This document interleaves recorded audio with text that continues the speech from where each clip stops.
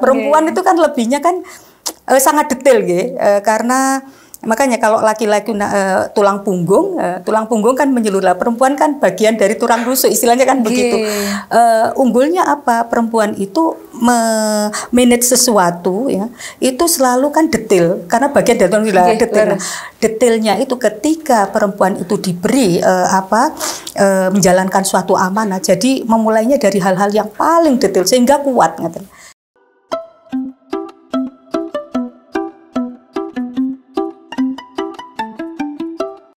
Pakai bahasa Jawa. Jawa kromo inggil. Nggih, leres.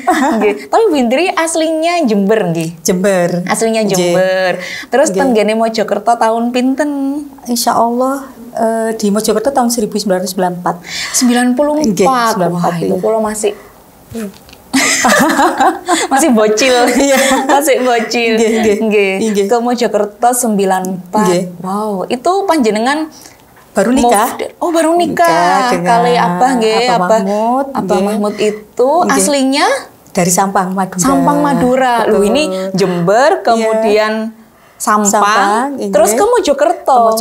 Ada apa? Mojokerto itu menarik nggih Bu Indri, kita sama-sama pendatang. Leres gini. Sebetulnya sih ngaten ning di Mojokerto itu kan karena Abah Mahmud itu kan dulu di Ajinomoto. Ya. Waktu itu di tahun 1994 tuh beliaunya kan ditempatkan di bagian produksi.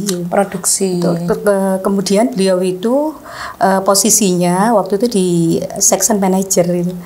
Nah, kebetulan saya kan Jember, kok bisa dari ketemu orang Sampang, Madura, terus kemudian kok di Mojokerto ya. Kalau Pak Mahmud kan Abah Mahmud kan dari Sampang ke Mojokerto karena beliaunya kan kerjanya di Ajinomoto. Di Mojokerto. Di Mojokerto gitu. Lah kemudian ketemu dalam nih. Nah, itu gini. Abah Mahmud itu kan punya teman yang kebetulan waktu itu dosen sekarang UTM, Universitas Trunojoyo, yang kebetulan rektor, mantan rektor ya. Nah, waktu itu masih dosen gitu, ngantar mahasiswanya kunjungan ke Ajinomoto gitu. Kemudian loh, kamu ya omong-omong, aku carikan gitu. Ini cerita. Terus baru kemudian loh iya gitu. Nah, berikutnya karena udah pada kasih alamat, nah Abah Mahmud mainlah ke tempatnya kakak ipar, ke kakak saya, ke kakak dalam juga, buka-buka album, loh, iki siapa gitu, loh, ini adik iparku, nah baru itu, kemudian langsung kenalkan aja, ya itu, kemudian ke Jember, baru terus lihat dalam nih, baru setelah itu lanjut, jadi belum pernah namanya, istilahnya kalau ini pacaran enggak ada. Jadi dijodohkan ya gitu Allah. Tapi dijodohkan cinta pada pandangan pertama gitu Bintri. Insyaallah. Masya Allah. Alhamdulillah luar biasa punya Indri.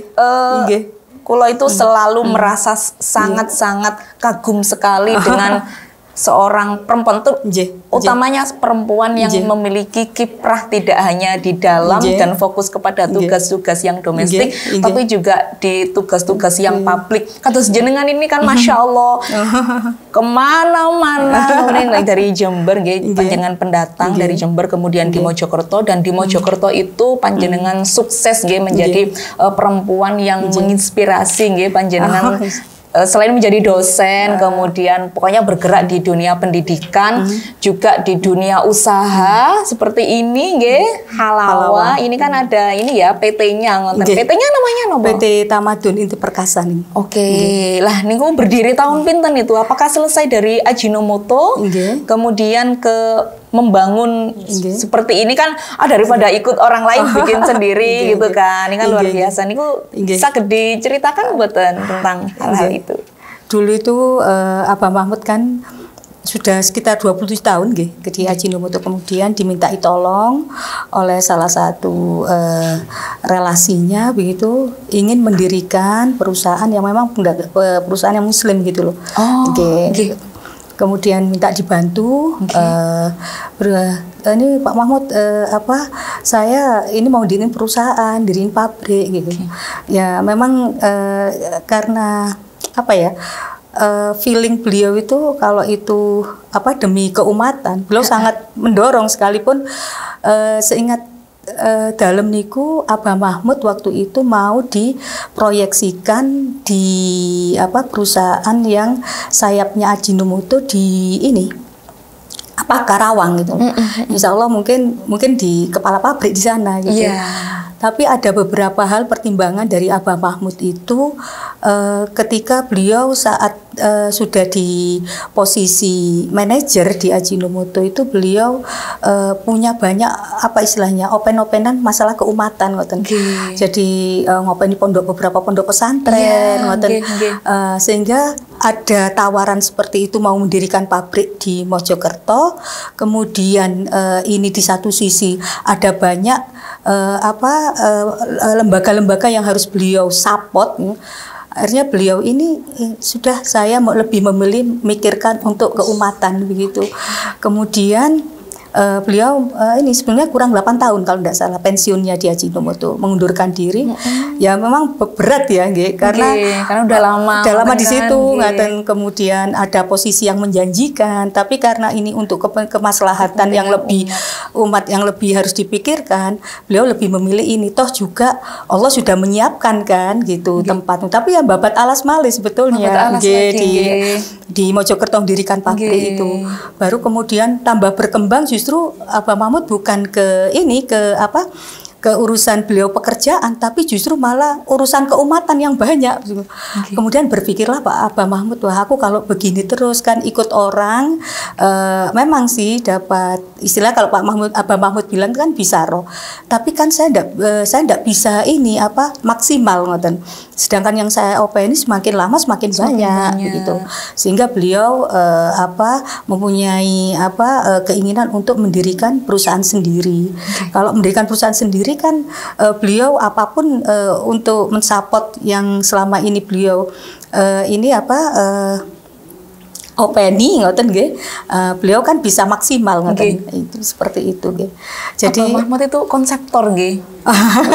Saya ingat dulu mungkin ini kalau nggak tahu ya ceritanya itu apakah setelah dari Ajinomoto, kemudian saya juga pernah mendengar beliau juga di Ladaku. Ya itu tadi yang perusahaan itu Ladaku. Dan ini karena kalau tahu ceritanya Abah Mahmud itu dari Umi kulo, almarhum Umi Kliyati Zahro itu kan pernah dawuh seperti ini. Ini nyontohkan gitu loh ke putra-putranya termasuk ke kulo anak mantunya, beliau bilang seperti ini. Mbak, Abah Mahmud iku loh keren, beliau kan pimpinan di perusahaan Ladaku itu, dan itu beliau itu menerapkan ini pegawainya ini wajib bisa ngaji gitu kan. Betul. Kemudian sholatnya juga dikontrol. Iki loh Mbak, Masya Allah kelasnya pabrik. Yang biasanya kita tahu pabrik itu justru banyak keluhan dari teman-teman yang bekerja di pabrik itu justru akses untuk sholat itu terbatas, akses untuk beribadah ini juga kadang ada kena jam sip-sip dan itu susah mereka untuk beribadah saja susah. Niki luar biasa kan inspirasi yang beliau bawa sampai kemudian setelah dari Ajinomoto kemudian dari Ladaku sampai beliau mungkin juga beliau nggak mau tergantung dengan suatu perusahaan, inginnya menjadi yang independen dan bisa menerapkan konsep itu dengan sendirinya ngoten nggih. Tapi sejauh ini kesuksesan dari mendirikan PT ini pribon progresnya punyai? Karena beliau gini ya, kalau lihat perjalanannya Abah Mahmud itu sebetulnya beliau tuh kalau mau sampai ke puncak selalu ini dalam lihat itu selalu mesti kamu harus pindah, hijrah lagi, hijrah di tempat baru lagi yang merintis. Berikutnya juga masih ada menunggu lagi begitu. Ketika beliau berpindah dari Ajinomoto ke tempat baru itu, waktu itu merintis tapi kan posisi sudah direktur produksi direktur dan menjadi kepala pabrik ngaten di situ. Kemudian karena memang di awal-awal beliau di Ajinomoto itu sampai beliau dicap iki pabrik YIN karena beliau walaupun di pabrik itu apa sebagai apa ya profesional gitu. Lah di situ masih merintis pengajian ngoten lho. Jadi seperti Ikatan Warga Muslim itu pertama berdiri ya beliau yang merintis gitu di Ajinomoto gitu. Kemudian di unit-unitnya harus ada di unit yang beliau pimpin itu beberapa unit yang beliau pimpin itu berdiri pengajian begitu di situ. Sampai pada saat itu ada kegiatan besar peringatan Hari Besar Islam, beliau masang spanduk di situ. Sampai orang-orang loh ini pabrik Ajinomoto ini pabrik apa IAIN sampai begitu. Pabrik rasa pondok pesantren dia punya ya. Karena mungkin kultur beliau yang pesantren dan orang pergerakan, biasanya orang-orang pergerakan itu biasanya dimanapun beliau itu berada, sensitivisme untuk giroh pergerakan itu tidak bisa dihilangkan. Seperti itu. Jadi di dalam urusan perekonomian pun itu nahdiyahnya itu betul. Jalan terus ininya juga harus jalan karena memang tiba-tiba bisa berbanding lurus kurang tahu. Tapi saya salut punya Indri karena banyak sekali dari lembaga-lembaga kados pabrik ngoten niku lembaga perekonomian seperti itu pabrik dan lain sebagainya itu kan banyak kemasukan faham-faham di luar aswaja an-nahdiyah kalau semuanya kan sekarang itu ngakunya aswaja tapi tidak an-nahdiyah dan saya memandang Abah Mahmud itu mampu memasukkan unsur-unsur nahdiyin ke nahdiyahnya itu ke pabrik sampai dulu tuh harus kalau ada peringatan Hari Besar Islam pasti yang dicari oleh Abah Mahmud itu Abah Maksum. Jadi dalam kenal pertama kali di sini Abah Maksum di situ waktu pendatang sebagai pendatang karena sebelumnya Abah Mahmud sudah punya hubungan yang baik untuk kegiatan-kegiatan di Ajinomoto dengan Abah Maksum Maulani waktu itu sejarahnya ngaten. Masya Allah. Lantas setelah di tempat yang baru lepas dari yang PT Ajinomoto itu karena Muslim Abah Mahmud itu lebih kiprahnya untuk berdakwah itu di pabrik itu lebih leluasa beliau gitu. Kalau itu kan perusahaan asing kan kalau ini tuh karena Muslim sampai Abah Mahmud menetapkan kalau ini tes harus baca Quran. Kemudian sampai lebih spesifik lagi bisa kunut enggak gitu. Harus dan itu punya nyun sewu itu yang kita contoh. Makanya Umi kan gitu. Iki lomba Abah Mahmud iku lho pabrik ae lho diterapkan karyawan yang bisa masuk ini bisa ngaji taga, sholat taga, iso kunut taga. Maka dari itu kemudian Umi itu menyerap menjadikan inspirasi Abah Mahmud itu untuk ditaruh di sini di pondok pesantren ini di sekolah ini. Jadi kalau misalkan ada guru melamar jadi guru olahraga saja itu kita tes dulu dan itu yang menjadi filternya itu kan kulo. Jadi kulo ayo pokoknya sampean saiki sing ini ngetes guru-guru yang mau masuk bah guru olahraga, bah guru biologi. Kalau guru Quran kan wajar nggak kita tes lah. Ini guru selain guru agama itu juga kita tes karena untuk orang-orang sepuh itu kan sederhana gitu pemikirannya. Kalau misalkan orang itu baik agamanya, insya Allah yang lain mengikuti. Nah itu yang sebenarnya jadi prinsip Abah Mahmud ketika beliau menyampaikan dalam setiap pidato atau beliau menyampaikan kalau agamanya dulu yang dipegang itu ibarat kita itu nanam padi pasti rumputnya ikut tapi kalau kita nanam rumput padinya nggak ikut. Ya Allah. Memang dalam menerapkan di keluarga pun juga begitu. Nomor satu harus agama dulu gitu. Seperti itu. Selain bergerak di perekonomian, pendidikan juga panjenengan pondok pesantren kita semuanya sampun tahu punya Indri adalah sosok pengasuh pesantren sekaligus ketua yayasan dari yayasan ini Darul Quran punya saya itu luar biasa kemarin waktu ngisi di Darul Quran itu santri-santrinya juga bagus-bagus gitu, ada program tahfidnya juga berjalan. Saya Masya Allah ini kan barokah panjenengan ini susah semuanya punya dengan beberapa hal yang harus diurusi panjenengan sendiri itu apalagi panjenengan nyun sewu panjenengan kan kalau dulu ada abah ada abah sekarang kan single parent gitu. kok saya yang karena saya merasa panjenengan itu hebat ketika seorang perempuan kemudian single parent dengan berbagai banyak hal yang panjenengan pegang, panjenengan ramut, panjenengan openi niki. Coba kalau ingin ceritakan jenengan ini pripun? Ya mungkin karena sudah takdir Allah nggih, jalannya harus seperti ini. Tapi alhamdulillah ketika awal dalam niku menikah dengan Abah Mahmud, karena sama-sama kita itu kan senang di dunia pergerakan gitu. Jadi walaupun di sini dalam niku sebagai orang yang perantauan, tidak kenal siapa-siapa, dan apalagi begitu nikah dengan Abah Mahmud harus di perumahan, gitu. Tinggal di perumahan itu kan biasanya perumahan kan individu, ya tinggi, gitu.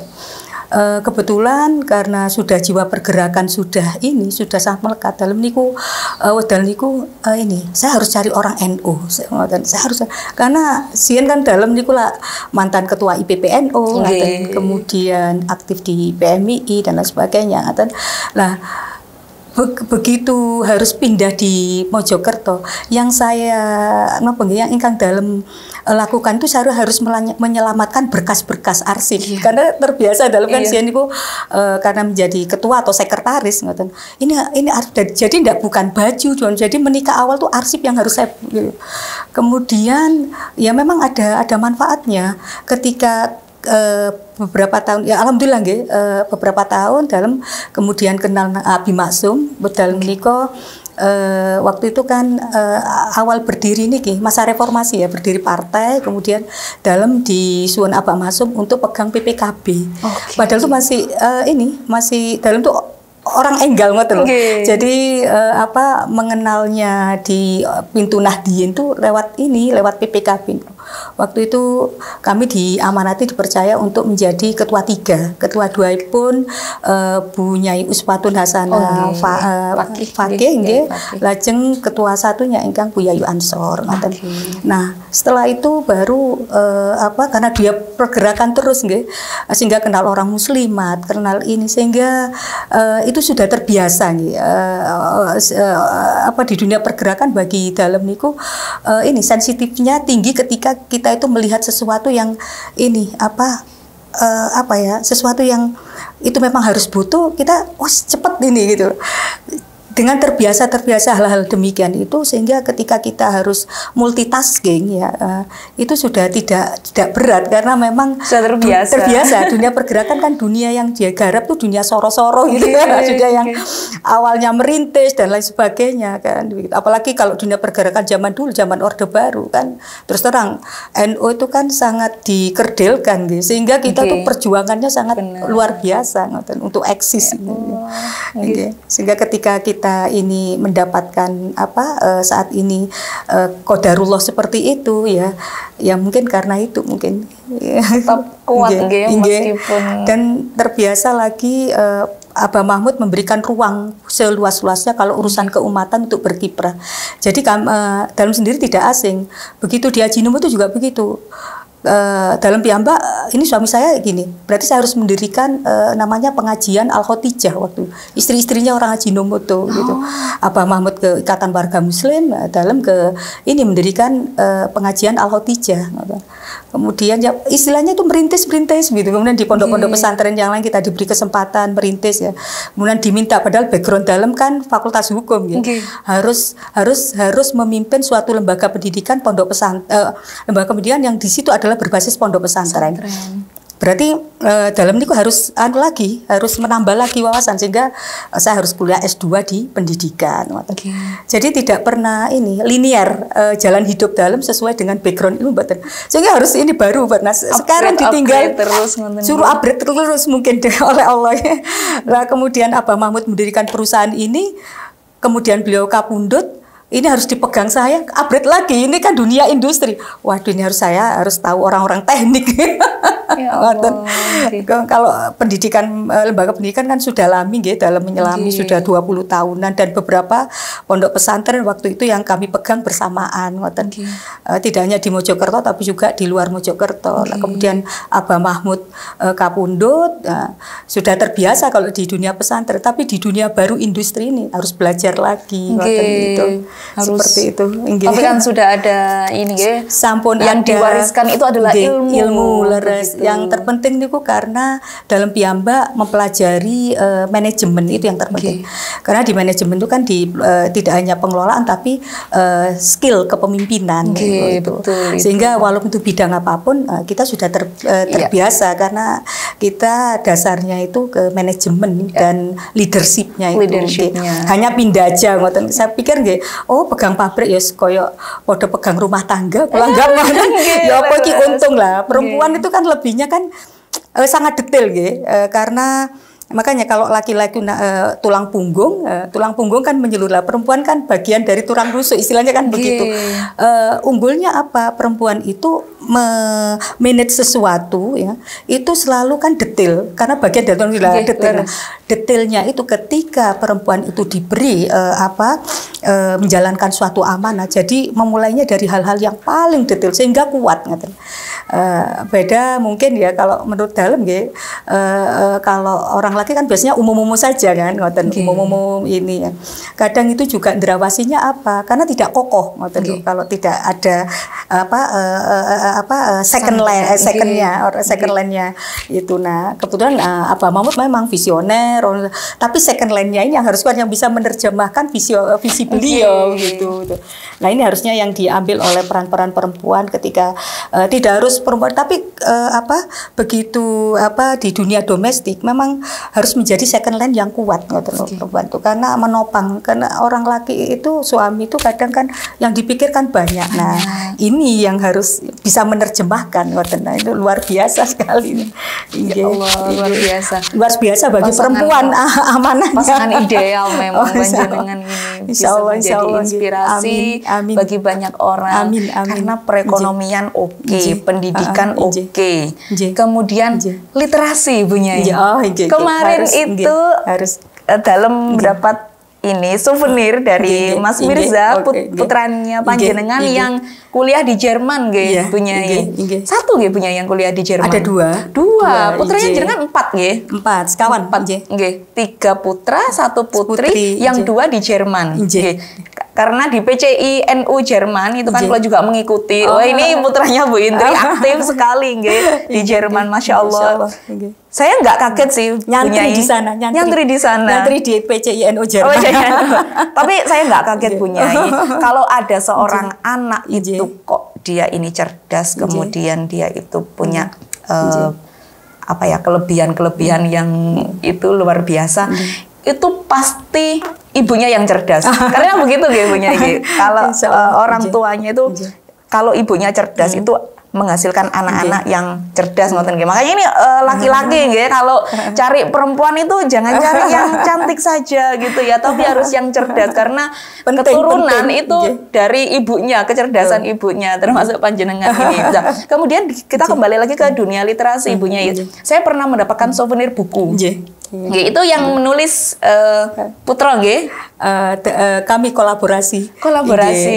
Itu kan isinya cerpen cerita-cerita fiksi nggih. Mboten fiksi. Mboten, itu adalah kumpulan nasihat. Tapi ada kisah-kisahnya itu. Kisah kami. Oh itu. Sebagai nasihat untuk putra kami. Waktu itu dalam niku ngeten sebetulnya ketika ditinggal Abah Mahmud. Ini konsep-konsep Abah Mahmud kan terkait sumber daya manusia itu kan beliau sangat konsen dan mendukung, dan itu menjadi fokus beliau itu. Peningkatan sumber daya manusia dari sisi mendorong kualitasnya itu beliau itu apapun kalau itu untuk urusan ilmu, beliau sangat-sangat mendukung, nggak eman-eman uang. Terus ketika dalam menjadi istri beliau selama 27 tahun, beliau memberikan keleluasaan yang luar biasa. Satu, cari ilmu yang setinggi-tingginya itu semua itu mulai dari istri sampai anak-anak beliau. Sampai beliau pun anak-anak masih kecil dari SMA sudah dilepas di Jerman itu karena beliau berpikiran begini, kamu kalau kamu harus biasa berkompetisi secara global gitu. Itu Abah Mahmud. Sehingga jadi jangan jadi ikan kecil. Dedi melepas kamu, manggilnya kan Dedi. Dedi melepas kalian itu ibarat kalian itu lepas masih dari induknya ikan langsung di samudera besar. Sudah kalian bertarung di situ gitu. Tapi kalau kalian masih di sini, Dedi hanya menyediakan kalian kolam kecil gitu. Kalian akan jadi ikan kecil. Nah, begitu Abah Mahmud meninggal, orang pada bilang begini, oh anaknya suruh balik. Tapi saya tetap tidak. Anak saya harus harus tetap jadi ikan besar. Tapi bukan berarti terus meninggalkan tanah air. Enggak, masih belum. Beliau belum. Mereka berdua masih belum waktunya untuk pulang.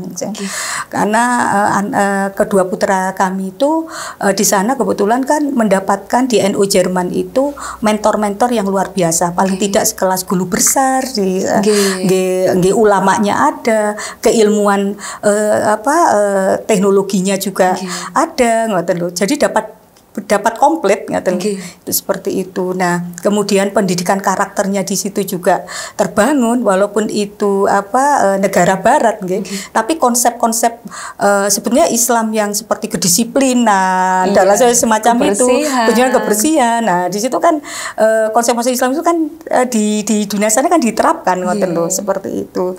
Jadi mendapatkan mentoring yang kalau di sini harus kuliah S3 paling tidak. Kalau di sana kan gratisan. Karena pengurus NU Jerman rata-rata kan semua ada guru-guru besar ngoten injil. Dan mereka mewadahi orang-orang NU. Leres, orang-orang akademisi ngaten dimentori. Saya pikir wah ini nyantri sekaligus gratis ini dapat kuliah gratis karena dapat mentoring yang sekelas di akademisi itu ya setingkat itulah ngoten. Itu keinginan mereka atau keinginan panjenengan sebagai orang tua? Waktu ndak boleh pulang ke sini. Waktu kuliah mencari ilmu. Kenapa sih kok biasanya orang pesantren itu kan mencari ilmunya di timur gitu kan, di Mesir, Syria, Yaman gitu. Ini kenapa di Jerman gitu kan? Betul kula menapa sowan dateng Pati ngoten teng kali Abah Mahmud di sana ketemu Romo Yai Nukman almarhum nggih. Kemudian Yai Nafek nggih, kan ada tiga kalian Yai Zaki. Tiga sempat lho kok putranya ditaruh di Jerman. Abah Mahmud itu berpikiran gini, karena dia teknik itu kan kiblatnya kan di Eropa, terutama di Jerman gitu. Ya harusnya nyari ilmu ya di situ, ngaten. Tapi ketika putra-putra kami itu masih kecil-kecil, walaupun sempat isinya mondoknya di ayahnya, ngaten. Mondok di ayahnya di situ streng. Pulang dari sekolah negeri langsung manggil guru-guru kitab-kitab salaf. Jadi habis belajar kitab ini ganti lagi sampai jam 9 itu baru berhenti. Mulai kelas 4 SD. Jadi waktu itu Mas Mirza kelas 4 SD itu awal tuh dipegang Abah Mahmud sendiri untuk ngaji kitab kecil-kecil. Sampai ikut lomba dia menang gitu.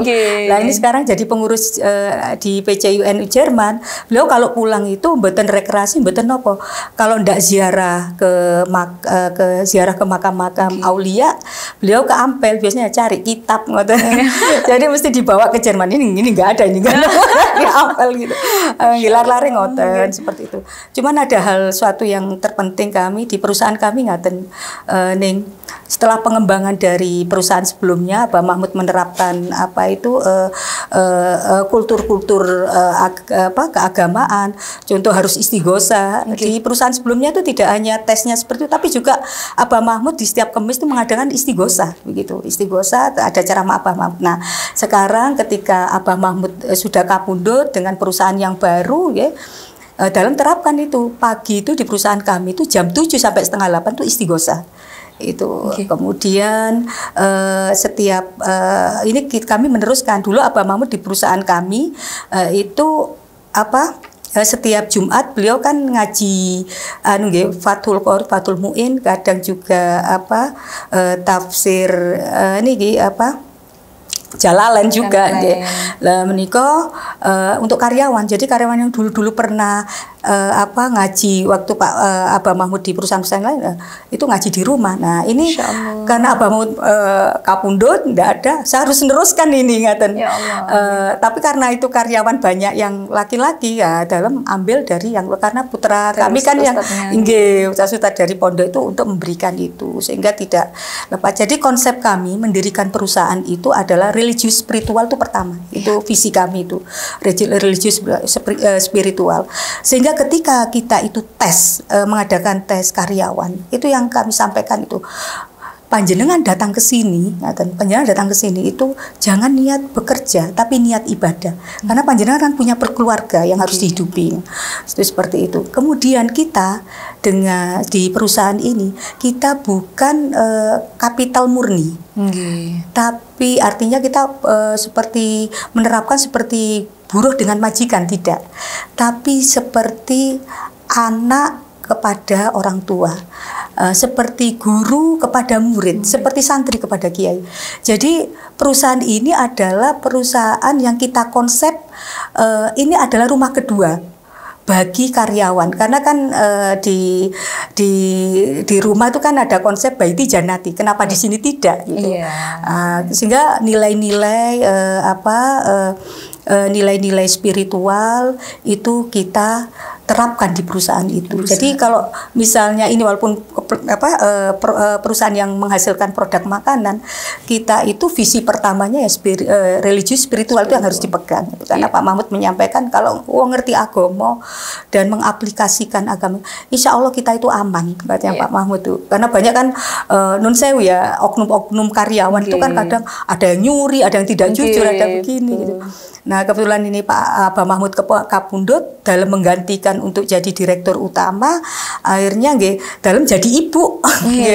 Jadi kekulon itu seperti ibu, seperti ya guru, ngoten sampai anak-anak karyawan itu kami fasilitasi, kami memberikan bimbingan belajar. Lah anak putra-putri karyawan tuh boleh di situ kita gratiskan, ngoten. Sehingga mereka mendapatkan suatu kompleksitas fasilitas dari PT Tamadun. Jadi tidak hanya kesejahteraan yang kita pikirkan dari karyawan, tapi bagaimana bisa meluber ke keluarganya, termasuk ke putra-putrinya, sehingga kita membangun seperti keluarga di PT TIP itu. Jadi meskipun Abah itu sampun boten wonten, itu hanya jasadnya, tapi ruhnya, pikirannya itu ada sampai sekarang. Termasuk niki Bunyai Tontowi Institute itu sebetulnya karena awal ditinggal dalam niku, waduh, Abah Mahmud itu kan banyak yang dilakukan tapi tidak terorganisir. Tapi itu berdiri setelah Abah kapundhut. Setelah Abah kapundhut. Terus dalam niku Abah kapundhut itu untuk ya namanya pasti sok ya. Jadi yang dalam melakukan aku harus terus literasi saya.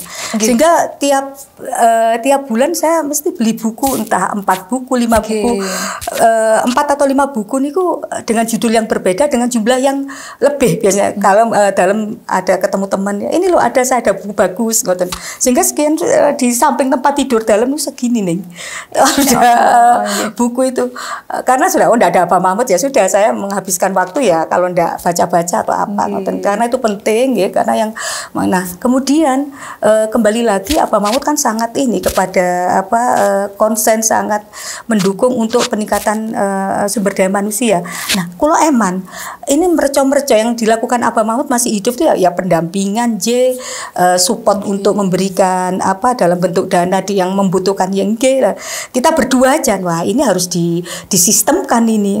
Nah, disistemkan itu bagaimana pemikiran Abah Mahmud selama ini yang penuh dengan quality time itu tetap harus kita lestarikan. Nah, dalam terinspirasi dengan putra-putrinya ini Gus Dur lah, beliau bisa bagaimana pemikiran Gus Dur itu harus dilestarikan kan.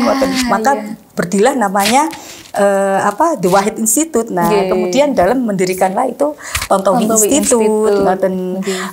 Pergerakannya adalah karena selama ini almarhum itu kan kepada ini keumatan, sehingga dalam mengkonsep wah ini berarti namanya saya harus harus terjun, ini harus lebih terorganisir. Kita konsepnya adalah ekosistem keumatan. Nah, dalam semua hal itu apa sih yang dibutuhkan umat? Dibutuhkan umat kan macam-macam ya, pendidikan, ekonomi, kemudian apa ya, banyak hal lah. Ritual. Itu otomatis gitu. Nah, itu ya. Jadi banyak hal kan, sehingga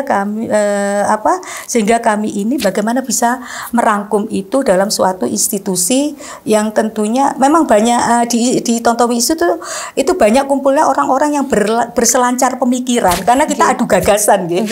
Memang bentuk fisiknya mboten, tapi adu gagasnya bagaimana bisa bermanfaat untuk kepentingan umat yang sedang dibutuhkan. Kemarin sudah alhamdulillah berdiri namanya HMT. Oh iya, HMT itu kan dari pemikiran teman-teman dari Tontowi Institute. Kemudian kita melakukan pendampingan di lembaga-lembaga yang membutuhkan itu.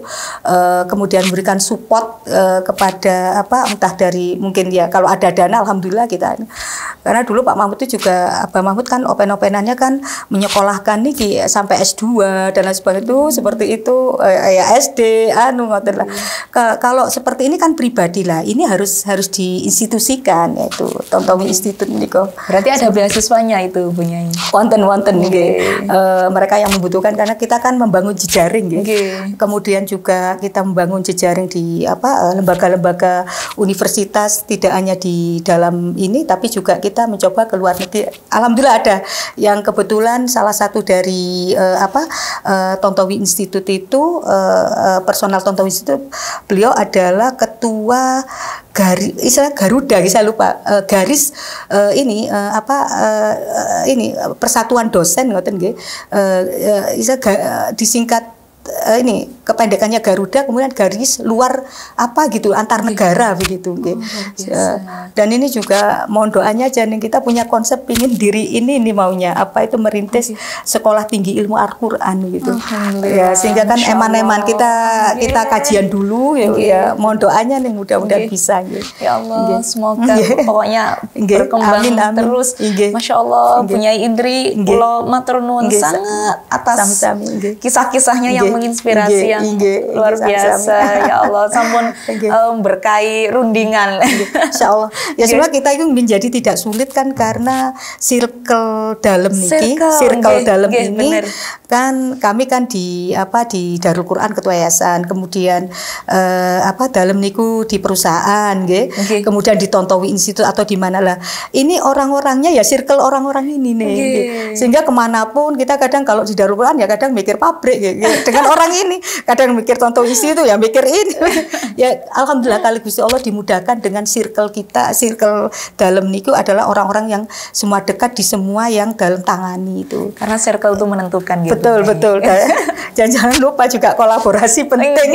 Kolaborasi. Sekarang kan bukan waktunya kompetisi, tetapi kolaborasi. Sampai ada istilah kolaborasi atau mati kan.